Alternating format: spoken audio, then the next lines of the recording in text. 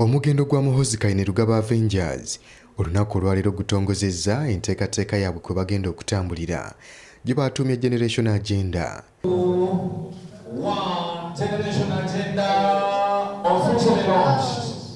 Era nga bakulu bano bagamba nti kino kyakubeera nga kigatta bannayuganda bonna naddala abavubuka okubakulaakulanya nga bayita mu bitone.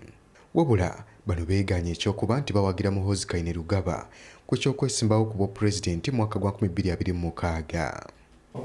Waliyo leadership ya NRM gye tuli organizinga nga bwe tuli organizinga eza parties endala. So fe tuli wano nga MK Avengers, omusingi gwenjogerako gwa MK Avengers tuyimiriddewo ku ki? Tuliwo lwa Uganda eri awamu mu nkulaakulana na buli kimu. Tuliwo kwa Uganda eri awamu, tetuliwo lwa nsonga ndala yonna. Nowankubadde ffe twasazeewo nti bwe tubeera tutambula mu ttiimu yaffe tulina okuteekamu buli muntu ow'omutendera ogw'enjawulo. Ensangi zino ebiwaayo eby'enjawulo naddala mu kibiina ekiri mu buyinza buli lukya bivaayo nga biraga nga bwe waliwo ebbugumu naddala ku ani gwe baagala okwesimbawo, ng'era abasinga ensangi zino bazze bawulirwa nga bategeeza nga bwe beetaaga Pulezidenti Yoweri Kaguta Museveni okwesimbawo mu 2026 yadde anaaba awezezza emyaka 40 ng'afuga eggwanga lino. Kyokka abamu bo bawulirwa nga bagamba nti baagala musaayi muto Gen. MUHOOZI GWE naye akwatemu mu ntebe. Olwaleero ab'ekiwayi kya MUHOOZI GWE Avengers nabo bavuddeyo ne batongoza enteekateeka yaabwe ya Generation Agenda. Wabula mu nteekateeka eno bano bagamba nti baagala kukumaakuma bannayuganda bonna naddala abavubuka abali wakati mu masekkati g'eggwanga olwa opposition okubeera nga yabayoolako obululu obusinga obungi. MK Avengers is conceptualized around strengthening the fundamentals of our economy to harness abundant opportunities around the country, promoting talent, creating spaces for all inclusive participation of youth holistically. The future of Uganda lies in industrialization and innovativeness by the young people. Commercial agriculture, if well harnessed, can bring out desired economic leapfrog in the new years. With this in clear hindsight and continuation of our ideological clarity, the sky is not even the limit for our nation. So MK Avengers is about young people occupying their place. Intertwined with this is the belief that in the realization of East African integration dream and unity of our African people is possible. This mandate should be delivered by all of us after our elders have done their part and accomplished their revolutionary assignment. It is in this that we shall get a common market, we shall get strategic defense, and ensure African people against any external aggression.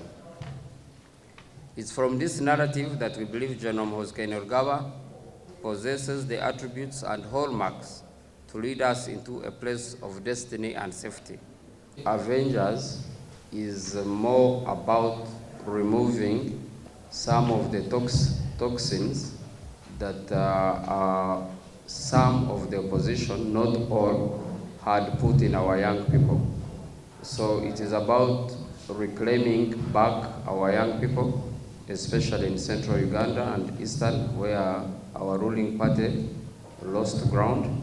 So it is more of reclaiming our people back to the fold, but also young people occupying their place. Bano ekyokubangessira balitadde mu bavubuka naddala bali masekati g'eggwanga okubakumaakuma.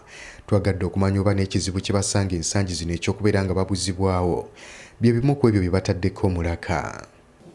Omuntu ajja n'aggyayo kaadi n'akugamba ndi wa poliisi, yingira mu mmotoka n'akutwala, abeera takuwambye. Enkeera n'okeera ne bakutwala mu kkooti, abeera takuwambye. Ebyo ebintu tulina obyawula. Omuntu awambiddwa byo yakwatiddwa abamukute tebategeerekeka n'abulawo. Naye byera sijja biyingiramu kubanga siri wa security, nze ndi munnabyabufuzi. Naye kye ŋŋamba nti ffe nga ba MK Avengers tetusobola okuyambako kwe kubeera ne connections n'aba security ne tubuuza ono yazza musango ki. bw'abeera alina omusango gwe yazza agende mu kkooti, bw'abeera talina musango ateebwe, kubanga mu Uganda amateeka gamu era ogamanyi gagamba omuntu abeera suspect until proved what guilty. Kati tusobola kugamba nti ono omusango yaguzza oba teyaguzza, ekkooti z'amateeka nga zikola ki weeziri. So eyo side. Wabula bano ekyokuwagira General MUHOOZI yadde nga bakyebalamye, twagadde okubabuuza oba bawagira Pulezidenti Museveni okuddamu okwesimbawo mu 2026, wabula nakyo bakyebalamye. Kyokka ye Jennifer Kayira ng'atuula akakiiko kano aka MK Avengers atukakasizza nga bw'atawagira Pulezidenti Museveni kuddamu kwesimbawo kubanga akuze era akooye, baagala MUHOOZI Kainerugaba y'abaakwatamu. Tosobola kungamba nti gavumenti eno ebaddewo myaka 41 ate eremeddwa okubeera n'omuntu gwe balaba nti ono omuntu asobola okuliidinga ensi eno. Bw'ababa bagamba nti balemeddwa tebalina tebamannakyalinga muntu oyo tebamukuza tebasobola nti generation eno yaabwe yonna emyaka gino tesobodde kujjayo muntu kumuzimba, that means baba balemeddwa. Naye ffe nga ffe abavubuka tulaba nti geno yaliwo era ebisaanizo abirina. Ate n'ekirala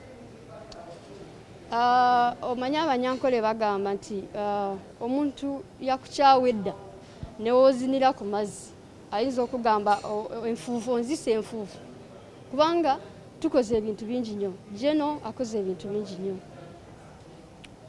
alwanya entalo n'ateekawo emirembe, yagenda e Rwanda n'ateekawo emirembe, agenze mu bavubuka ataddewo emirembe, agenze mu bantu aba NRM be bakuba akalulu ku lw'enkolagana eyaliwo mu NRM naye n'abatereeza, atuwadde sports n'ebirala, naye era sitira abantu bagamba enfuufu bayingirira. Kati awo naffe tetunabategeera, naye ekiseera kigenda tuuka tutegeere lwaki bakozesa ekigambo ekyo. General MUHOOZI Kainerugaba muwabuzi wa kitaawe Pulezidenti Yoweri Kaguta Museveni ku bikwekweto eby'enjawulo.